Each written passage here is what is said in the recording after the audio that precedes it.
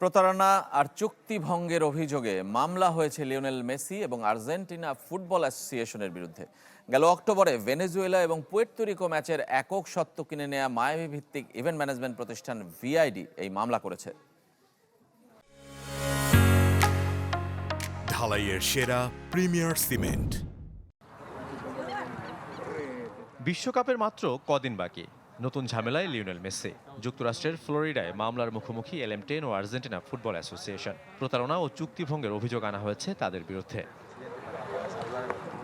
তবে অভিযোগ নতুন নয়। গেল অক্টোবরে ভেনেজুয়েলা ও পুয়ের্তো রিকোর বিপক্ষে দুটি প্রীতি ম্যাচ খেলে আর্জেন্টিনা।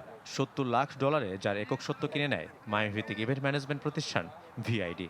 চুক্তি অনুযায়ী ইনজুরি না থাকলে অন্তত 30 মিনিট করে ম্যাচে খেলার কথা ছিল মেসির। তবে ভেনেজুয়েলার বিপক্ষে মেসি ছিলেন দর্শক হয়ে। মায়ামির হার্ড রক স্টেডিয়ামের যে সুইটে বসে খেলা দেখেছেন, সেই সুইটের খরচও বহন করেছিল ভিআইডি। তবে পরদিন ঠিকই মেসি মাঠে নেমেছিলেন ইন্টার মায়ামির হয়ে। আটলান্টা ইউনাইটেডের বিপক্ষে MLS এর গুরুত্বপূর্ণ ম্যাচ থাকায় খেলেননি ভেনেজুয়েলার বিপক্ষে।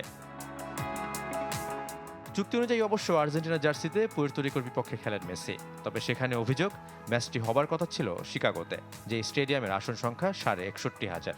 কিন্তু এফের মতে প্রেসিডেন্ট ডোনাল্ড ট্রাম্পের অভিবাসন নীতির কারণে নিরাপত্তা ঝুঁকিতে ম্যাচ সরিয়ে নেওয়া হয় ফোর্ট লডারডেলের চেজ স্টেডিয়ামে, যেটির আসন সংখ্যা মাত্র 21,550, যার কারণে ভিআইডির ক্ষতি হয়েছে $10 লাখ বেশি। যদিও ভিআইডির অভিযোগ, এবছর চীনে ম্যাচ আয়োজনের মাধ্যমে ক্ষতি পুষিয়ে নেওয়ার প্রতিশ্রুতি দিয়েছিল এএফএ, কিন্তু বিশ্বকাপের জন্য ব্যস্ত সূচিতে সে ম্যাচ আর হচ্ছে না। তাই ক্ষতিপূরণ পেতেই মামলার পথ বেছে নিয়েছে ভিআইডি।